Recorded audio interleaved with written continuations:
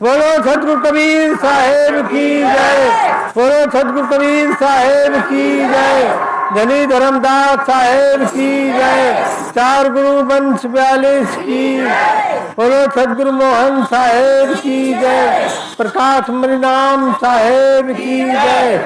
संत महंतों की जय। सती सेवकों की जय। बोलो सच्चे दरबार की जय। कबीर गुरु बंदी छोड़ ध्यान मूलम गुरु मूर्ति पूजा मूलम गुरु पदम मंत्र मूलम गुरु वाक्यम मोक्ष मूलम गुरु कृपा। कबीर गुरु बंधु अभिजन छोड़ कबीर गुरु बंदी छोड़ बंधु अभिजन छोड़ पहले प्रणाम तिन नमो जो आगे हो। साहेब बंदगी सदगुरु के चरणों में। तो साहेब ने बताया है दे हमारे मानवीकरण के जीवन के लिए अपने जीवन को महान बनाना है, अपने जीवन को लक्ष्य बनाना है, अपने लक्ष्य पर पहुंचना है तो हमें सदगुरु की बातों को मानना पड़ेगा, उनके वचनों पर चलना पड़ेगा, उनके आदेशों पर चलना पड़ेगा। क्योंकि ये संसार में तो साहेब ने कहा है ये चंद जो है हमारा कबीर गुरु बंदी छोड़ बंधु अभिजन छोड़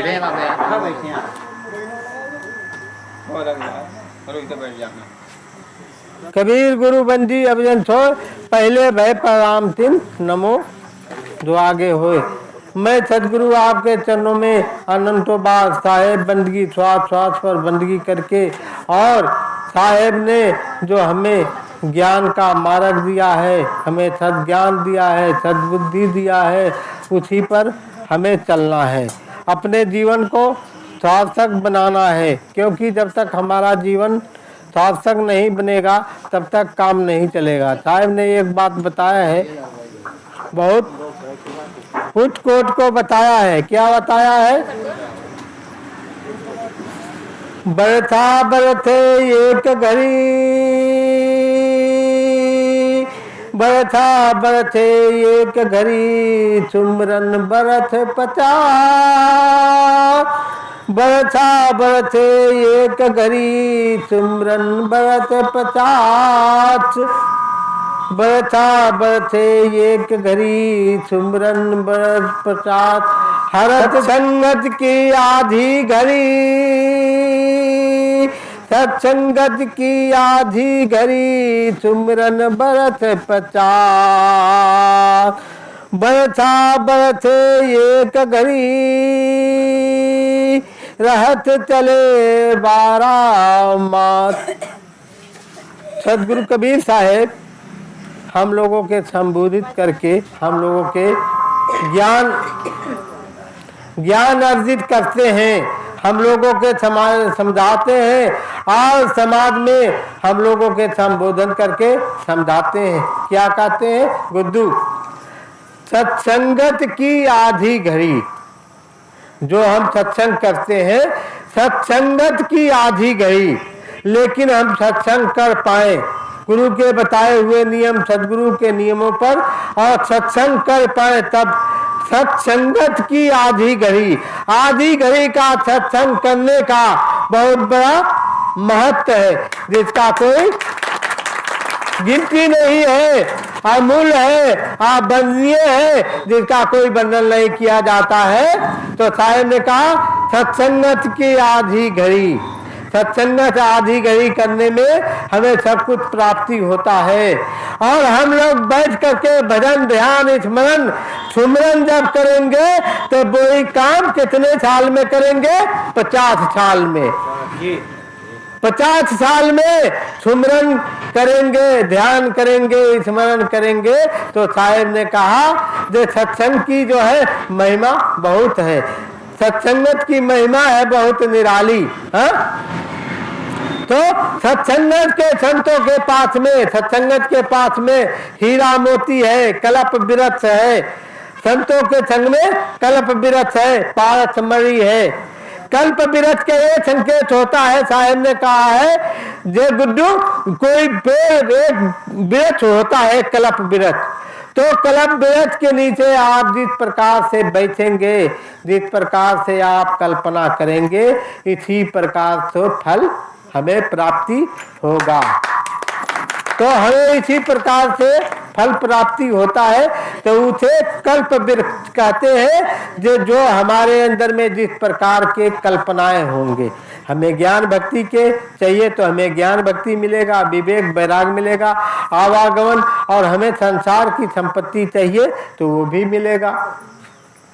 तो एक पथिक था, यात्रा के मारे बहुत मारा हुआ था और बहुत दुखी था। वो सोच रहा था कि हमें शीतल छाया मिल जाए, शीतल छाया मिल जाए, शीतल छाया मिल जाए। तो वो पेड़ के नीचे बैठा था, वो कल्प वृक्ष था, कल्प वृक्ष का पेड़ था, जैसा कल्पना करते हो, तो उसे शीतल छाया मिल गया। जब शीतल छाया मिल गया तब वो सोचने लगा कि अब तो थोड़ा हमें जल पीने को मिले, पानी पीने के, और सुंदर मिले, सुंदर सुराही में भरा हुआ, और कोई सुंदर स्त्री ले करके और पानी ले आए और पीने के दे दे। तो थोड़े देर बैठा उस पेड़ के नीचे, तो एक सुंदरी जो है उस पर सुराही में पानी धरा हुआ शीतल और ले आई, और उसे कह दिया, पानी दे दिया, और पानी पी लिया, शांत हो गया। अब उसका इच्छा और बढ़ा, तो बोले अब तो थोड़ा था, अब आराम करना चाहिए, अब हमें एक चारपाई और गज्जा कोई लेके चलाया है। तो चारपाई गज्जा भी आ गया लेटने के लिए। अब उसने सोचा दे अब सब आराम मिल गया, तो बोले अब हम भोजन भी हमें मिले जी, भोजन मिले। कैसा? 56 प्रकार के, अनंतों प्रकार की भोजन मिले। तो क्या होता है, एक सुंदरी ले करके थाली में अनंतों प्रकार के भोजन ले आ करके देती है, और उसने खाया और पिया और आराम सोने लगा। तब बोले दे अब तो हमारी ऐसा हो एक सुंदर स्त्री भी हो। तो सुंदर स्त्री भी आ गई, तो वो कहने लगी अब तुम बैठे हो, अब हमारे जंगलों में क्या होगा, तो हमारे लिए मकान बन जाए। उसके लिए मकान भी बन गया, सब कुछ हो गया, सब वैभव हो गया। उसने कहने लगे सूर्य चंद्रमा, तो सब चीजें जब उसके लिए हो गया, तब वो कहने लगी दे अब हमारा राजपाट शासन सब हो। उसने जैसे इच्छा किया वैसे ही हो गया। लेकिन उनके अंदर में कल्पनाएं, तो एक अंदर में उनके अंतर्गत में वासना के अंतर्गत में उत्पन्न हुआ, देख कहीं चोर ने आ जाए, कहीं चोर ने आ जाए, कहीं लुटेरे ने आए, नहीं तो लूट करके हमें मार दे। तब तक वही देखते हैं जो ले करके आ गए, ले करके आ गए, और उसे शूटिंग कर दिया, उन्हें मार दिया। अब जहां के तहां इच्छाएं रह गया। तो साहेब कहते हैं देख कल्प वृक्ष के नीचे बैठे सदगुरु संतों के पास में, लेकिन उन्हें संसार की भौतिक चीजें तो मांगते रहे, लेकिन ये कोई चीज नहीं मांगे जो हे सदगुरु हमें ज्ञान चाहिए, हमें भक्ति चाहिए, हमें विवेक वैराग चाहिए, और जो हमारे बार बार के हमारे साथ में जन्म और मरण की बीमारी हमारे साथ में लगा हुआ है वो छूट जाए, क्योंकि उन्हें बोध ही नहीं था। तो जब हमें सद्बोध हो जाए, हम सदगुरु के पास में जाते हैं, हम लोग बहुत चीजें मांगते हैं, रुपया पैसा धन दौलत मांगते हैं, लेकिन इससे हमें सुख नहीं मिलता है। सुख मिल जाएगा गुड्डू? नहीं मिलेगा। हम सदगुरु के पास जाए तो क्या मांगे? सद्बुद्धि। बोलो सतगुरु कबीर साहिब की, बोलो धीरा साहिब की। सद्बुद्धि मांगे। तो 4-5 भैया थे, तो उनकी सबकी शादी हो गई। एक भैया, एक बहू थी, उसके भी हो गई। सब कुछ हो गया, लेकिन और शनिचर आया, वे भगत सत्संग करने के लिए जा रहे थे। तो शनिचर रास्ता में आया, बोले भगत जी हम तुम्हारे घरे जा रहे हैं, हम तुम्हारे घरे जा रहे हैं। तो बोले चलो सेवा करो, तुमने मेरा नाम नहीं सुना होगा। तो बोले हमें क्या है तुम्हारे नाम से, हमें क्या काम है, अरे जाओ सेवा करो, हम सत्संग में जा रहे हैं। तो बोले नहीं भगत जी सुन लो, मेरा नाम तो सुन लो। बोले भाई जी अदब टाइप के, जब हम कह रहे हैं हम तुम्हें कोई मतलब है नहीं, तुम हमारे घरे जाओगे, हमारा परिवार है, हमारा सदस्य है, तुम्हें खाने के देगा, तुम्हें सब चीज देगा, नाम से मतलब का। जब बेर बेर कहा तो बोले भैया बता दो। तो उसने कहा जब मेरा नाम है शनिचर, आप लोगों ने सुना है जे बड़े बड़े राजाओं पर पहुंचे, हाँ तो उनको बंटा धार करवा दिया, विक्रमादित्य पर पहुंचे तो उनके देखो क्या राजा होते हुए उनकी सब हालत बिगाड़ दिया। तो बोले भाई, तो बोले तो सोचा कोई बात नहीं, आप कब आएंगे, तो कल 12 बजे हम आएंगे। तो उसने भगत जी ने सोचा तो ये तो बहुत अदब टाइप के हैं, तो चलो साहब को इन्हें जब वंदना करके अब घरे जाते हैं। घरे गया और कहने लगा भाई लड़का बहुएं उनकी घरवाली सभी लोग थे। तो उन्होंने कहा दे भाई हमारे घर में शनिचर आएगा, हमारे ऊपर आएगा, और जो मैं कहूँगा वो ही तुम्हें कहना है, जो मैं कहूँगा वो ही पूरे घर को कहना है, नहीं तो हमारा घर बर्बाद हो जाएगा। तो उनकी घरवाली भी बोली, लड़का भी अपने घरवाली से कहा, सबसे कहा। तो उनने कहा कोई बात नहीं पिताजी, आप पुत्र हैं तो आपकी बात माननीय जरूरी है। अब उनने समझा दिया और वो आ गया 12 बजे। तो जब उसने पहले दिन आया तो अपनी कला क्या दिखाया, जाल में बिल्कुल नमक नहीं था, बिल्कुल नमक नहीं। और बाने बहू ने परसी दिया ला करके, आप क्या कह रहे, आप दाल में तो नमक पर ही नहीं है।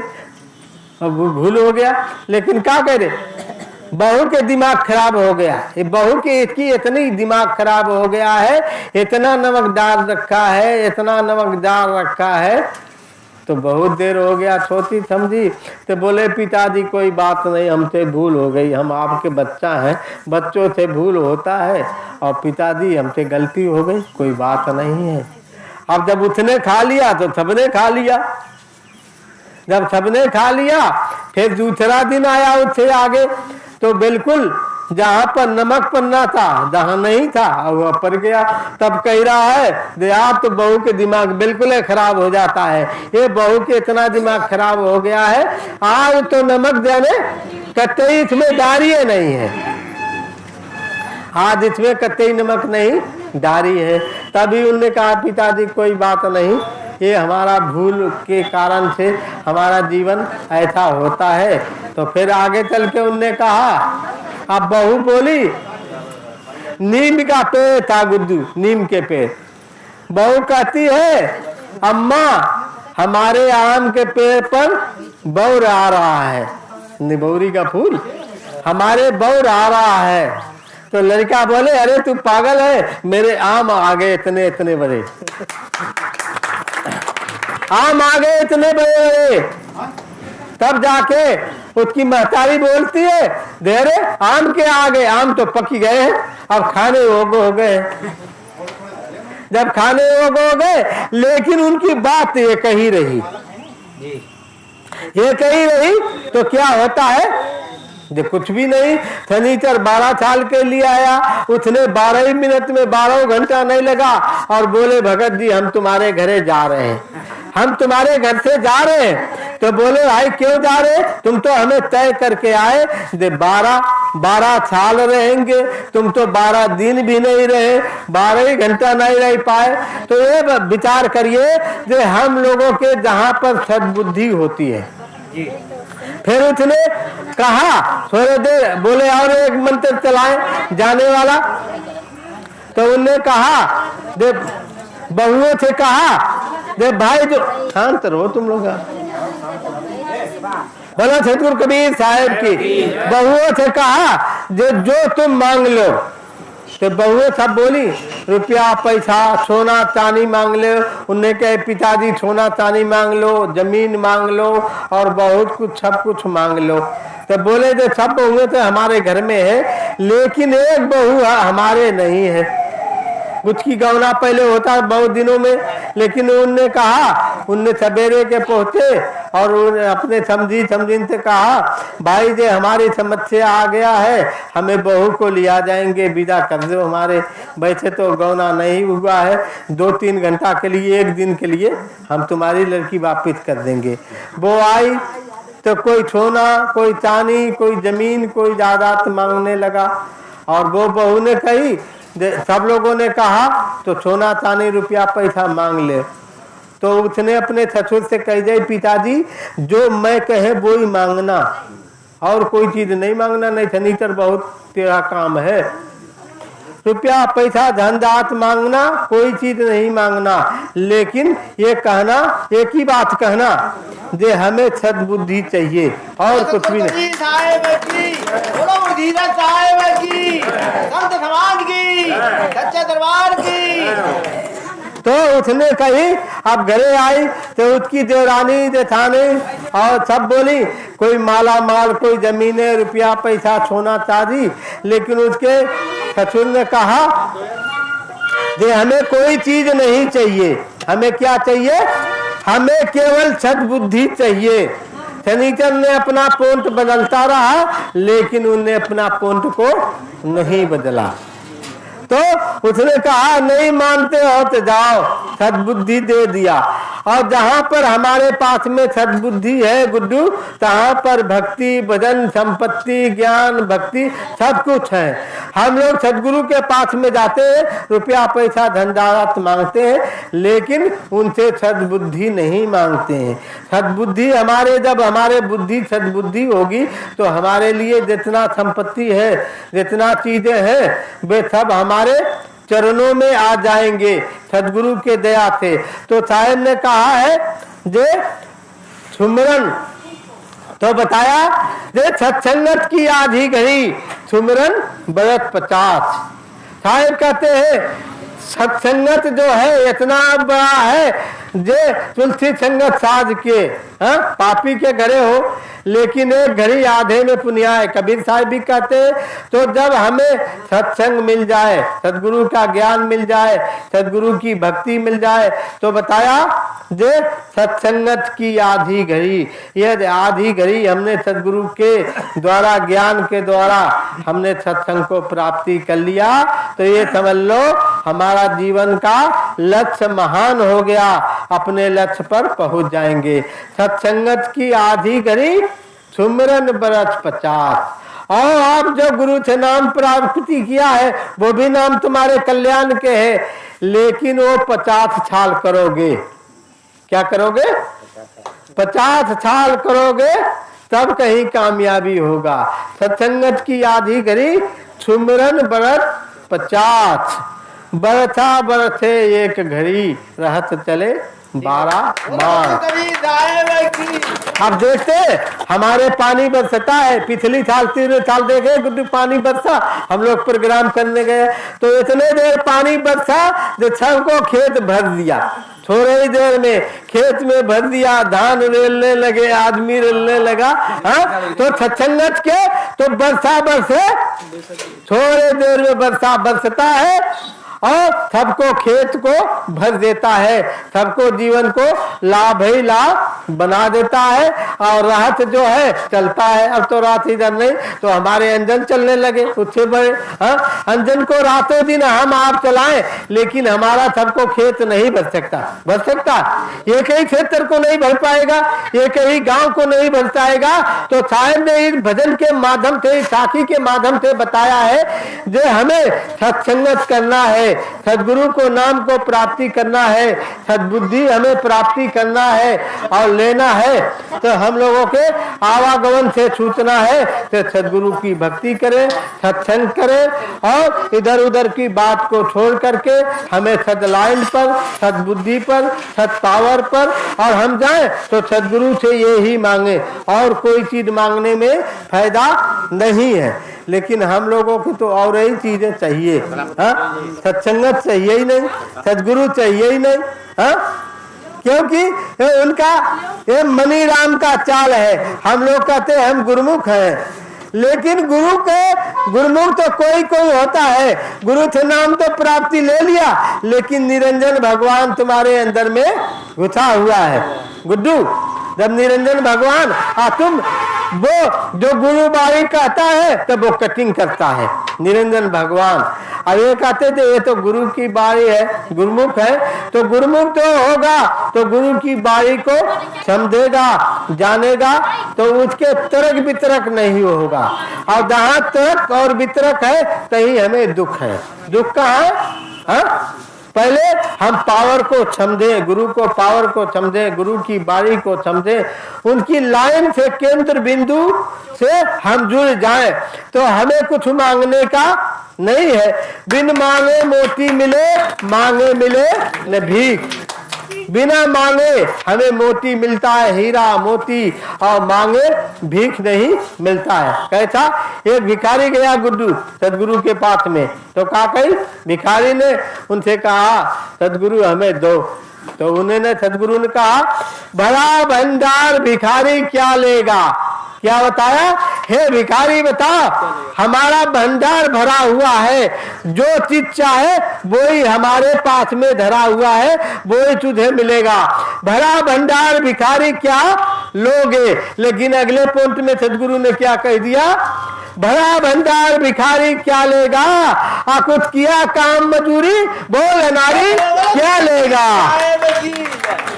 उन्होंने कहा अरे भिखारी भंडार तो भरा हुआ है, लेकिन तूने मेहनत मजूरी नहीं किया, तुमने कमाई कुछ भी नहीं किया, तो बोल ए नारी तू क्या लेगा? तेरे पास हम एक दिन खवा देंगे, 2 दिन खवा देंगे, तेरा तो जीवन हराम पना के है दूसरे के। तो साहेब कहते हैं दे भाई हम जब कर्तव्य करेंगे, भजन करेंगे, ध्यान करेंगे, साहेब का स्मरण करेंगे, तभी तो हमें सभी संपत्ति मिलेगा। सदगुरु की संपत्ति हमारा तो ही है जी, लेकिन जब हमारा है तो सदगुरु से हमें मिल करके रहना होगा। हमारी ये घड़ी है, हाँ, तो ये तो सभी का है, लेकिन घड़ी उसी को मिलेगा जो राजी से, प्रेम से, भक्ति से। ये नहीं तुम रो आपसे दिखा करके आए अहंकार से ले लो। इसी प्रकार से सदगुरु के जिन्होंने जो सदगुरु देता है वो हाथ तैत रखता है, जो तुम्हें देगा वो तैत रखेगा। हाँ, जो लोग सेवा करता है, हम देखते हैं जो लोग हमारे पास आते हैं सेवा करते हैं, उन्हीं को जात पड़ता है, उसी लोगों के मार पड़ता है। और लोग जो है हराम पना के है वो बात मानते नहीं, तो उससे कहोगे क्या? हरामी से क्या कहा जाएगा? घूरों में लात मारना तुम्हारा पैर खराब हो जाएगा। लेकिन कसौटी साफ कहती है सोना है ये चांदी है। हा? तो कसौटी में जो चढ़ाया जाता है तो उसे गर्म किया जाता है। सोना को पता करना है ये अच्छा है ये नकली है तो आग में डाल दीजिए। पेवर माल होगा, पेवर सोना होगा तो वो चमकेगा, उसमें चमक मारेगा। और नकली होगा गुड्डू तो काला काला हो जाएगा, सोना ये चांदी काला हो जाएगा। तो इसी प्रकार से जो सदगुरु की भक्ति, सदगुरु का नाम जिन्हों लोगों ने प्राप्ति किया है और इन्होंने उनकी कसौटी को झेला है, तो उसका जीवन हमेशा चमकता रहेगा। संसार में कोई उन्हें नीचा दिखाना चाहे, कोई नीचा नहीं दिखा सकता है। इसलिए हम लोगों के लिए बहुत सावधानी और बहुत होशियारी से और साहिब की बारी वचनों के द्वारा, उनकी आज्ञाओं के द्वारा, उनकी आदेशों के द्वारा, और हमारे आप जो इधर उधर के हम लोग बुराई निंदा चुगली करते हैं वो छोड़ दो। एक बात पर समझ लो, जो करेगा वो भरेगा। कोई बुराई करता है, गुड्डू मेरी बुराई करते रातों दिन, हमें क्या है, गुड्डू करते गुड्डू जाने, जो करेगा वो भरेगा।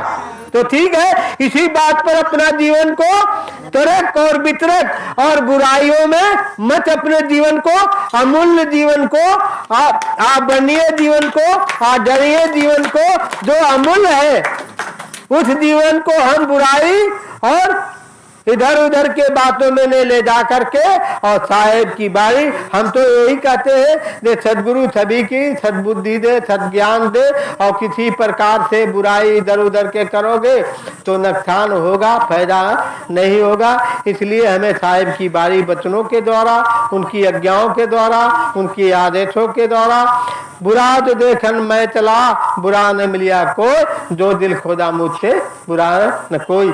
ऐसे हम उंगलियां दिखाते किसी के बुराई करते हैं तो 3-4 उंगलियां हमारे तरफ आती हैं। वो कहती है तू तो बुरा ही है, तू ही तो बुरा है, तू ही। तो ये हमारे अंदर में बुराइयां हैं, अपने को निकालो। देखिए साहिब कहते हैं जो दूसरे के अंदर की अच्छाई, कितना भी बुरा है व्यक्ति लेकिन उसके कोई पॉइंट अच्छाई वाला मिलता है तो अच्छाई ले लो और बुराई छोड़ दो, तो एक दिन आप महान बन जाएंगे। कैसे महान बन जाएंगे? आगे जाकर के आप सब कामयाबी कर सकते हैं। लेकिन हम क्या करते, हमारे अंदर में बुराई है तो हमारे अंदर में जो बुराई है तो भाई मैं तो कहता है तो बुराई को निकाल करके सदमार्ग पर सदगुरु की भक्ति, सदगुरु की लाल। तो हम अपने बारी का, आप लोगों ने मेरी बारी को बहुत ध्यान से और गौर से सुना है। सभी लोगों के साहेब बंदगी, साहेब बंदगी, साहेब बंदगी। बोलो सदगुरु कबीर साहेब की जय, बोलो सदगुरु कबीर साहेब की जय, जमी धर्मदास साहेब की जय, चार गुरु वंश बैलेंस की जय, प्रकाश मरिनाम साहेब की जय, सदगुरु मोहन साहेब की जय, जमी धर्मदास साहेब की जय, संत और महंतों की जय, सती सेवकों की जय, नगरबत्ती की जय, साहेब बंदगी, साहेब बंदगी, गुरु धीरा साहेब की, साहेब बंदगी, गुरु धीरा साहेब की, बोलो गुरु धीरा साहेब की।